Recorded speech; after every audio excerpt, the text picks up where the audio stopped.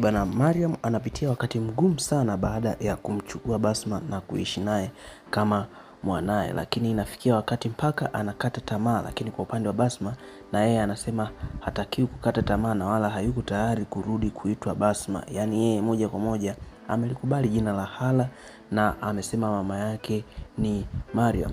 Lakini kwa upande wa mwandishi wa habari tunaona amegundua kila kitu kumuhusu Basma, na baada ya hapo alimfuata Mariam na akamwambia anajua kila kitu kinachomhusu huyu binti, lakini atakuwa tayari kushirikiana na Mariam, ila kwa sharti moja tu, akubaliane na kile ambacho atakuwa amemwambia, kwa sababu Mariam ukizingatia ni mzuri sana wa sura, lakini pia hata tabia yake ni nzuri. Lakini baada ya kuambiwa hivyo, Mariam tunaona alisema ya kwamba hajawahi kuona mtu mwenye tabia mbaya kama huyu mwandishi wa habari. Lakini mwandishi wa habari na yeye akasema ya kwamba hajawahi kuona mwanamke mwenye roho ngumu kama yeye, ambaye yuko tayari kumteka mtoto ambaye si mtoto wake. Kitu kile kilimfanya Mariam aingie kwenye wimbi zito la mawazo mpaka kupelekea kunusurika kugongwa na gari.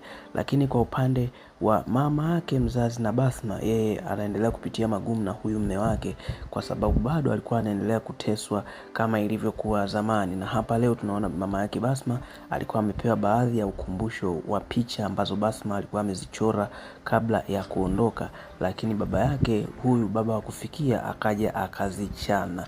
Lakini leo tunaona polisi baada ya kukutana na changamoto hizo zote wameamua kumuita leo huyu mzee aende kituoni kwa ajili ya kwenda kufanyiwa uchunguzi. Na baada ya kufika, alivyoambiwa maneno yale, akaamua kuondoka na kukimbia kabisa katika eneo lile, asionekane na wala asijulikane ameelekea sehemu gani. Na upande wa Mariam tunaona anafikia hatua ya kukata tamaa kabisa, lakini tunasema pale ambapo mtu anafikia hatua ya kukata tamaa huwa kuna tumaini linakuja.